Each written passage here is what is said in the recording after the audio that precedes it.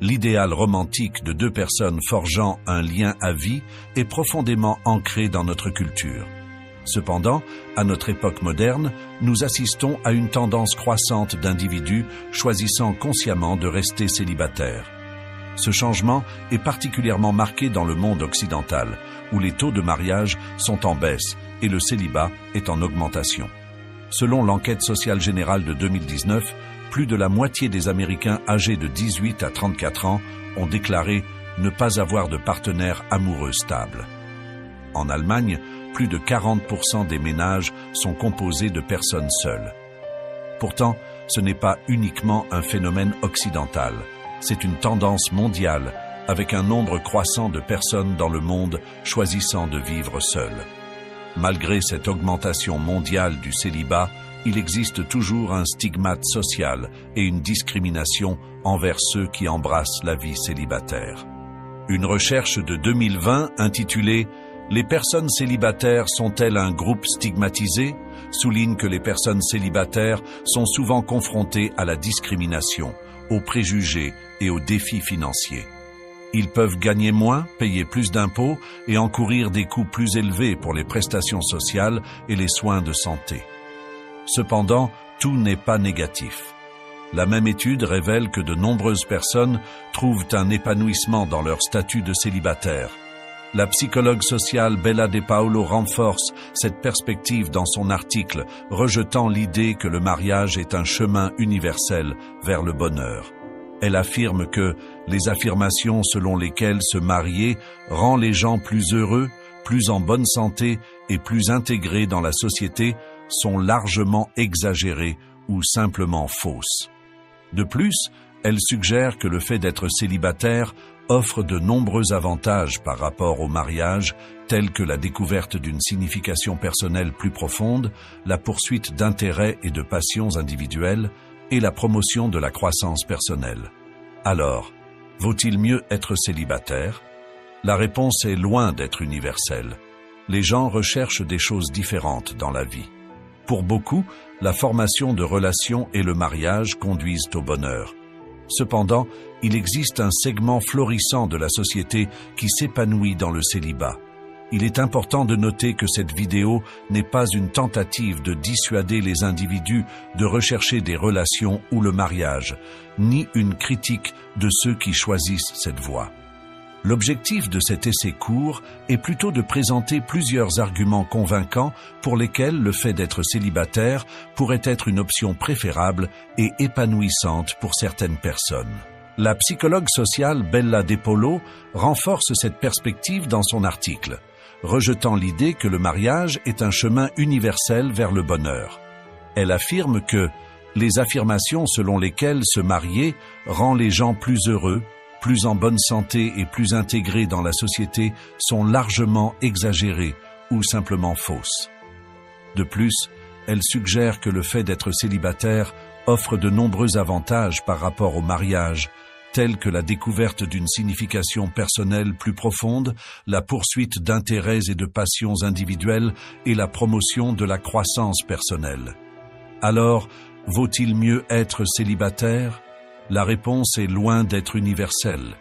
Les gens recherchent des choses différentes dans la vie. Pour beaucoup, la formation de relations et le mariage conduisent au bonheur. Cependant, il existe un segment florissant de la société qui s'épanouit dans le célibat. Il est important de noter que cette vidéo n'est pas une tentative de dissuader les individus de rechercher des relations ou le mariage, ni une critique de ceux qui choisissent cette voie. L'objectif de cet essai court est plutôt de présenter plusieurs arguments convaincants pour lesquels le fait d'être célibataire pourrait être une option préférable et épanouissante pour certaines personnes. Adoption de la liberté dans le célibat. L'un des avantages indéniables d'être célibataire est le profond sentiment de liberté qu'il offre, un niveau d'autonomie que les personnes mariées ont souvent du mal à trouver. En tant que célibataire, vous avez la liberté de faire des choix sans avoir à tenir compte d'un partenaire ou d'un conjoint, sans avoir besoin de justification, de discussion ou de compromis. Un aspect significatif du célibat est la liberté de rechercher un sens dans la vie à votre manière. Le philosophe franco-algérien renommé Albert Camus a soutenu que l'univers lui-même ne possède pas de sens inhérent, rendant ainsi la recherche du sens de la vie inutile. Au lieu de cela, Camus a suggéré que nous devrions créer notre propre sens. Cependant, les structures religieuses et sociales tentent souvent de nous imposer des significations prédéfinies, affirmant que les relations, le mariage et la procréation sont les ingrédients principaux d'une vie significative. Camus a contesté cette notion, la qualifiant d'absurde d'affirmer avec certitude que certains aspects de la vie ont un sens inhérent alors que d'autres n'en ont pas. Ainsi, être marié ou en relation n'a pas intrinsèquement plus de sens qu'être célibataire. Cela dépend uniquement du niveau de sens que nous attribuons à nos actions.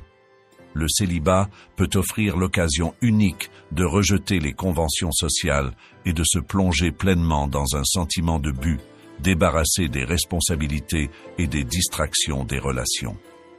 Un exemple notable est Nikola Tesla, un célibataire toute sa vie qui a consacré sa vie entièrement à la science et à l'ingénierie.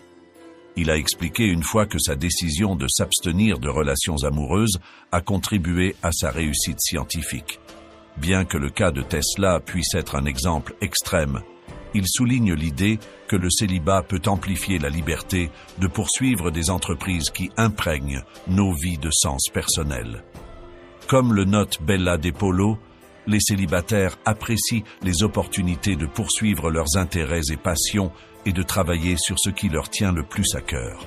Ils se soucient davantage du travail significatif que les personnes mariées. Les personnes célibataires à vie développent un plus grand sens de l'autonomie au fil du temps que les personnes mariées. En essence, le célibat peut donner aux individus le pouvoir de tracer leur propre chemin, de prioriser leurs passions et de cultiver un profond sens de l'autonomie qui leur permet de mener une vie débordante de sens. Le célibat peut offrir authenticité et épanouissement. L'attente sociale que le mariage et les relations à long terme sont les objectifs de vie ultimes à des racines profondes.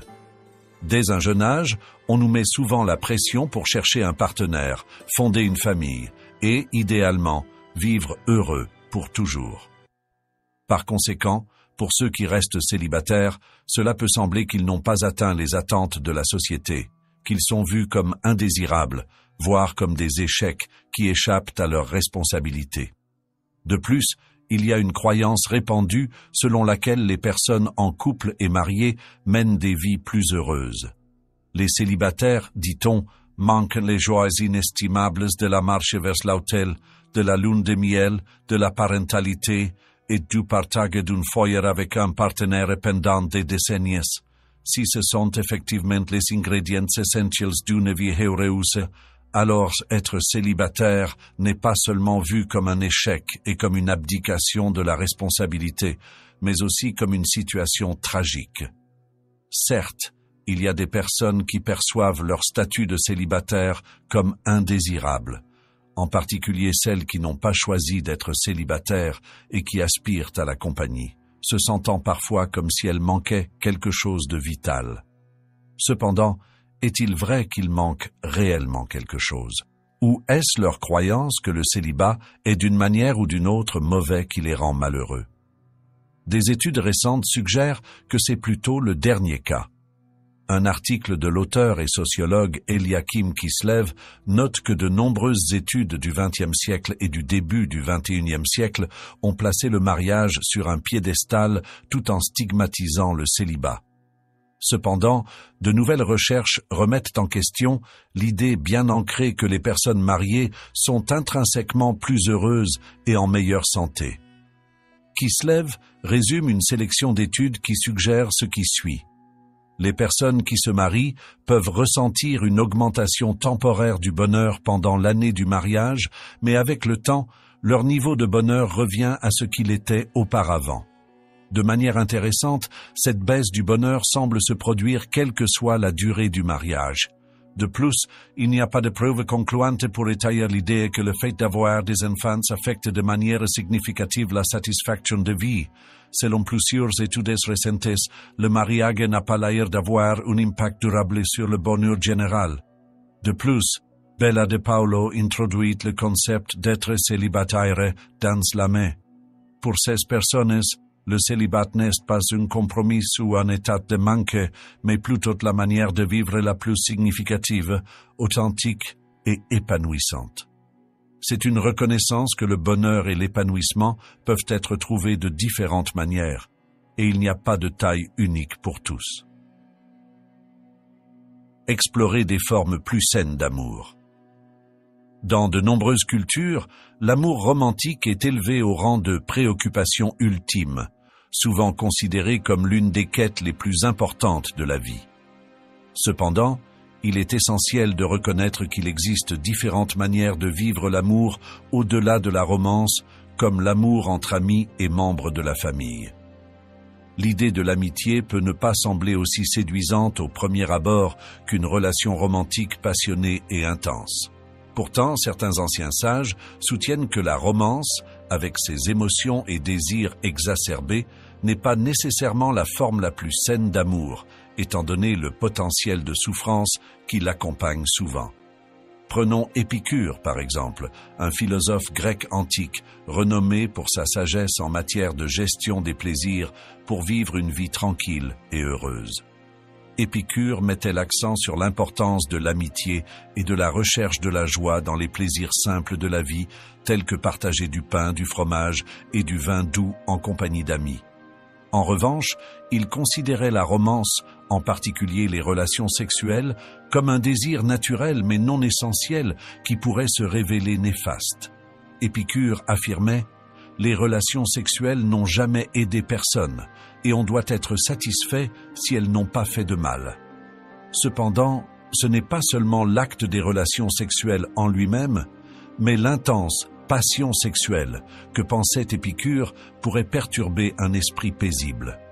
La poursuite de telles passions pourrait entraîner une série de conséquences négatives, y compris l'adultère, les abus, la dépendance, la maladie, les grossesses non désirées, la violence, voire le meurtre.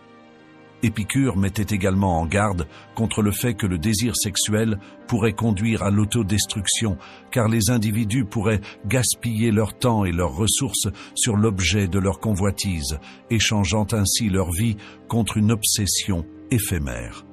Dans le monde d'aujourd'hui, les relations romantiques deviennent souvent des arènes pour une passion intense. De nombreuses histoires d'amour sont principalement alimentées par la luxure et l'excitation, souvent dépourvues de réflexion et de sagesse rationnelle. Ces relations peuvent commencer par une explosion de plaisir et de passion, mais finissent par conduire à la douleur et au désespoir. La jalousie extrême, la rupture du cœur, la peur de la perte et l'angoisse de la séparation font tout partie du bilan douloureux imposé par les caprices de l'amour romantique. Alors, ne serait-il pas plus sage de porter notre attention sur des formes d'amour plus sereines et pondérées? Considérez l'amitié, par exemple, qui est généralement moins passionnée et exaltante, mais peut-être tout aussi gratifiante. Les amitiés à long terme se développent souvent progressivement, construites sur des intérêts communs et dépourvues des attachements malsains que l'on trouve parfois dans les relations romantiques. L'amitié peut manquer de l'intensité ardente de la romance, mais elle offre la compagnie fraîche et agréable d'une brise matinale. Pour ceux qui embrassent le célibat, la beauté réside dans la liberté de diriger leur amour vers un réseau plus vaste de personnes. Ils ont plus de temps à investir dans l'amitié, la famille et les voisins, et peuvent être plus attentifs à leurs besoins par rapport à ceux qui sont mariés, selon la recherche de Paulo. Fait intéressant que ces couples mariés aient ou non des enfants ne modifie pas significativement cette dynamique. Adoption de l'autosuffisance dans le célibat. Les célibataires sont plus susceptibles de découvrir les avantages profonds de la solitude, qui leur offre la possibilité de cultiver l'autosuffisance, c'est-à-dire d'être capables de répondre à leurs propres besoins. Dans une société où la mise en couple est la norme, il est courant de se considérer comme incomplet sans un partenaire, comme si nous n'étions qu'une moitié d'un cœur ayant besoin de l'autre moitié pour devenir complet. Cependant, de nombreux célibataires heureux contesteraient vigoureusement cette notion, affirmant que la plénitude se trouve en eux-mêmes. Un partenaire n'est pas une panacée contre le vide intérieur, ni une condition préalable au bonheur. Si c'était le cas, tout le monde en couple serait intrinsèquement épanoui, ce qui n'est manifestement pas le cas. En même temps, tous les célibataires seraient constamment malheureux, ce qui ne correspond pas non plus à la réalité. Le refus d'accepter que les relations romantiques seules ne peuvent pas procurer un bonheur durable conduit certaines personnes à sauter d'une relation à l'autre, semblable à des addicts cherchant leur prochain coup de pouce. Ils cherchent continuellement quelque chose qu'ils ne trouvent jamais vraiment. En revanche, les célibataires ont la possibilité unique de prendre la pleine responsabilité de leur propre bonheur, largement indépendamment des circonstances extérieures. Dans ce scénario, l'accent est mis sur le développement des compétences, faute d'un meilleur terme, pour se satisfaire émotionnellement et autrement. Devenir autonome, non seulement financièrement mais aussi émotionnellement, comporte plusieurs avantages. Tout d'abord, c'est fiable, car notre contentement dépend largement de notre contrôle. Deuxièmement, c'est rentable, car moins nous avons besoin pour trouver satisfaction, plus abordable devient notre bonheur. Troisièmement, cela nous prépare à la réalité incontournable que, tôt ou tard, nous nous retrouvons tout seuls, car la solitude, tout comme la mort, est une partie inévitable de la vie que de nombreuses personnes redoutent. Cependant, si nous pouvons prospérer dans la solitude, nous ne craindrons pas d'être seuls et pourrions même finir par l'apprécier. Pour citer Jean-Paul Sartre, « Si tu es seul quand tu es seul, tu es en mauvaise compagnie ». Et si cette vidéo a eu du sens pour vous, je vous invite à regarder ma vidéo sur la loi de l'inversion, qui postule que plus nous poursuivons ardemment quelque chose, plus nous obtenons le contraire de ce que nous désirons vraiment. Je suis Cicéron, et c'était ma contribution.